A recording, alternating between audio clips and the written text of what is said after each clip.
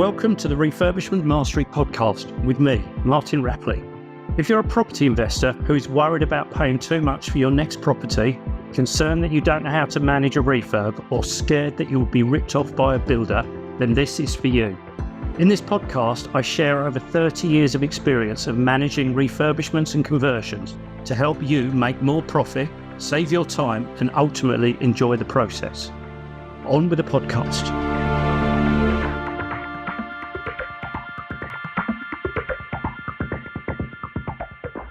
With most of the projects that you undertake, you're going to need to work with an architect. So in this episode, I'm going to share with you tips for working with architects and a little bit about how you can engage them, exactly what you can expect them to deliver.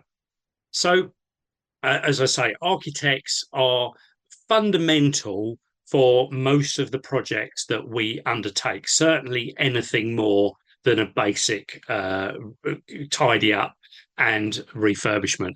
And this by no means is intended to be an episode where I'm going to slate architects or anything like that. Architects come with some brilliant skills that I can't deliver myself, and most people listening can't deliver, with the skills that they bring to the table. To clarify that. When I talk about architects, in theory, architects are members of the Royal Institute of British Architects, RIBA. You can Google RIBA, you'll find a list of all the registered architects, probably around the world, but certainly you could look in your area if you need to find architects for your area. If there are people who are not technically architects, although they've done a lot of the training towards being architects. Architectural training, I think it always used to be something like 7 years or so, maybe 5, but it's certainly a lot of training. A number of people drop out partway through. They offer very similar services, but in theory can't call themselves architects because they're not a member of the RIBA. They'll call themselves technicians, technologists, but some of them will call themselves architects as well. I'm not really talking. I'm including those people in this episode. I'm not talking about draftsmen, people that just do drawings.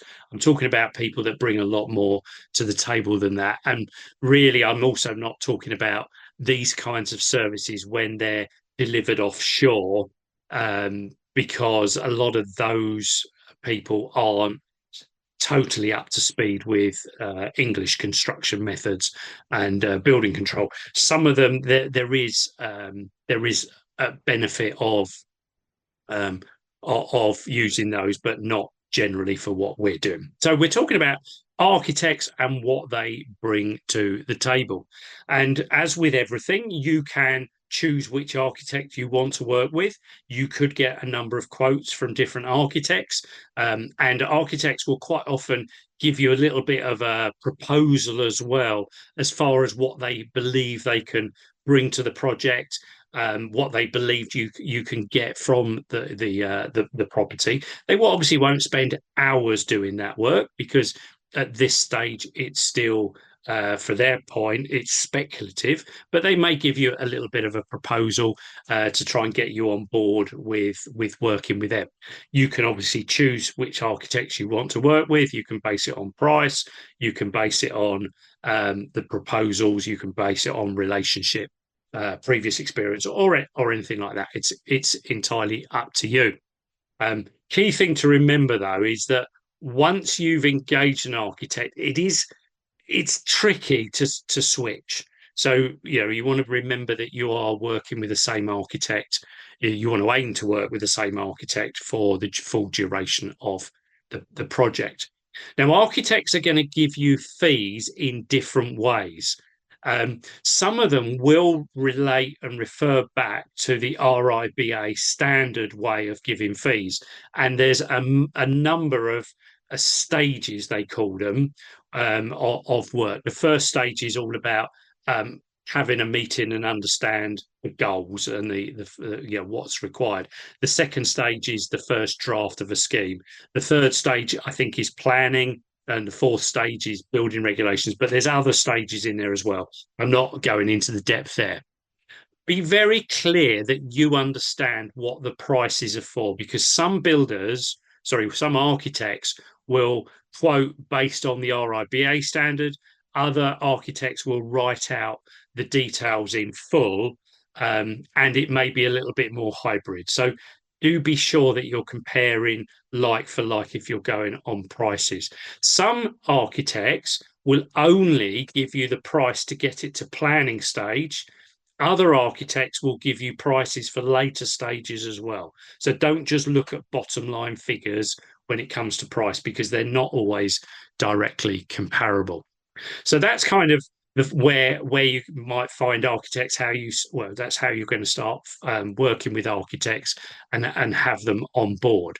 Once you've actually selected the architect that you want to work with, the real important job is to be 100% sure that they have understood your goals. They have understood what you want to get from the project, as far as the number of flats, the number of rooms in an HMO, the quality, the styling, perhaps things relating to minimum standards, particularly relating to HMOs. What is the minimum space that's needed for the kitchens? Which rooms are going to be bedroom, living rooms, for instance? If you're working with perhaps an end user, a service provider, ensure that the architect understands those regulations. Make sure they understand the HMO regulations as well, because not all architects do. And ultimately, they understand your aspirations for the project, so that the decisions are made in the right way with the right end goal in mind. And sadly, I meet a lot of property investors who are working on schemes where they're disappointed that the architect hasn't, in many ways, read their mind and delivered, or is delivering, the right thing. So do be very clear about what you're trying to achieve. And something to really keep an eye on is that you don't let them over design the scheme. It's very easy for architects to design the best possible scheme they can come up with at your expense. And that definitely isn't what you need. That's not where you want to be. So you need to be really, really careful that they are designing what's right for you, not what is, perhaps the best for the plot or something like that.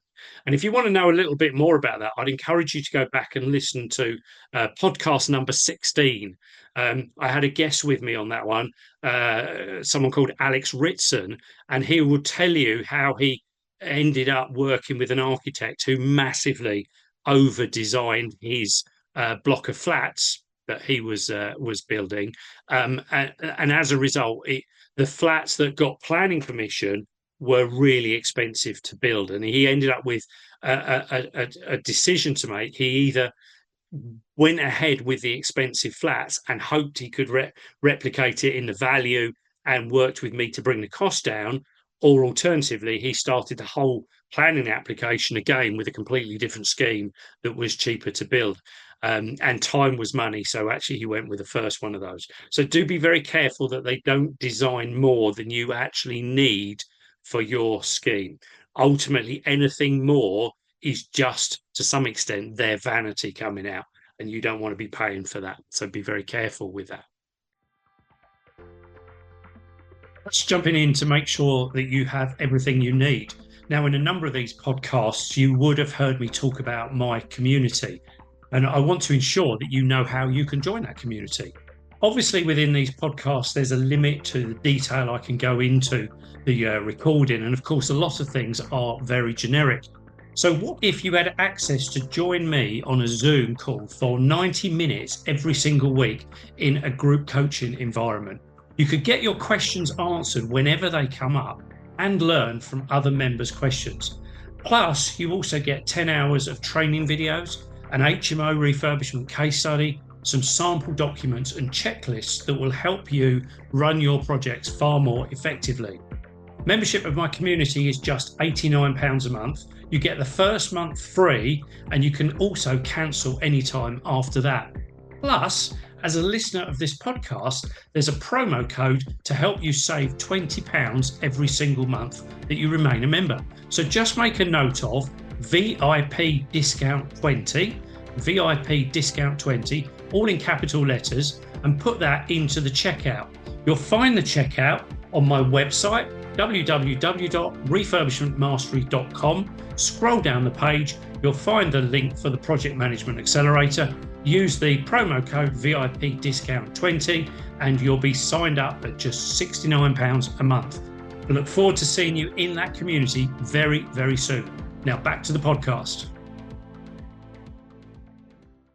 Remember that you do not have to accept the first or any ideas they come up with. So again, I work with a lot of property investors that the architect comes up with a scheme and off they go. They never question that scheme. They never review it. They never look to see if they can improve it. And as a result, they don't necessarily get the best value. I worked with a developer a few years ago. He showed me a scheme that he was working on. He hadn't started it. He'd got the architect's drawings and was just starting to run. In fact, he first approached me to put together a budget for him. And I said to him, this block of flats doesn't feel right. The front of the block of the flats was actually overlooking the estuary of the River Medway. And yet all of the bedrooms were at the front of the property, and oddly enough, all of the living spaces were at the back of the property, overlooking the car park. And it was a really odd it was just a really odd property. I couldn't understand why they hadn't taken the benefit of this really good view from what I thought would have been the front, and they turned the whole thing back to front. And I asked my client why it had come about that way. And he said, well, that's what the architect designed. And he went back to the architect, and the architect said, no, that's absolutely the best way. That's how you're going to get the best floor layouts. And I reminded my client that it wasn't how he was going to get the best values. And in the end, he actually changed architects. A different architect came up with a scheme much more aligned with what I was suggesting, back the other way. As a result, the values were significantly improved. So don't be afraid to challenge what your architect comes up with. Hopefully, your architect will come up with perhaps a couple of schemes, and you can choose the best of both. They'll merge them together. But unfortunately, I have worked with architects who are not particularly keen to change their details. So this is why you've got to be really sure that the architect understands your goals in the first place. So, but don't be afraid to challenge. Don't be afraid to ask why they've done things. Why have you made this room this big? Why isn't this flat a 2-bedroom? It looks big enough for 2-bedroom. Just challenge, ask questions, and aim to get the best from it. Because if you don't ask those questions at the planning stage, it's quite hard to untangle them retrospectively. Now, the next thing to consider or to agree with them is, what are their timeframes for delivering various elements of the project? So architects, unfortunately, will work on the biggest, sexiest, nicest scheme at any one time. And some of ours don't fit into that criteria. A little HMO in the back streets isn't necessarily going to meet that criteria. So you will find sometimes that your project just doesn't make any progress. So always agree the timelines, the milestones. When are you going to get those draft drawings? When on the basis that you get them by Friday, you'll sign them off by Monday. When is the planning application going to go in? When are you going to get the revised drawings? Whatever you need, make sure you set some targets, and to some extent manage the architect to deliver them. So give them a nudge a couple of days before, just to see if they're on track. to see if there's anything that's going to hold them up. You need to keep your project front of their mind, because frequently, as I say, that it can just drift away and get forgotten about. And then make sure that they are only engaged to deliver architectural services. Don't ask them to do anything else. So if a specialist is needed, then you engage with that specialist, you employ that specialist, you connect the specialist with the architect. So if the architect says, I think we need a planning consultant, you manage all of that, you connect them together. I think we need a structural engineer to design this part, you find a structural engineer, you connect them together. Architects are definitely not the best people at managing managing these elements. You should get all of these consultants. Building control is the other one that you should get, and you connect them back with the architect so that you're in the middle of the loop. And this is, in reality, some of what I was talking about in actually, I think it was the last podcast I did. So podcast 41, what does a project manager do? This is what part of what a project manager does: connects the right people together, manages the right people to ensure that things are delivered correctly the first time. So and historically, and I'm now going back 30 plus years, when I was first in construction, the architects got involved with absolutely everything. But over the years, what's happened is a lot of architects, unfortunately, have been found to be not the cause of things going wrong, but they've not been right on top of things when there's been challenges. And that's really what led to the role of project management coming into construction. Project managers weren't in construction when I started 40 years ago. They've come about since. So be careful what you get your architect to do.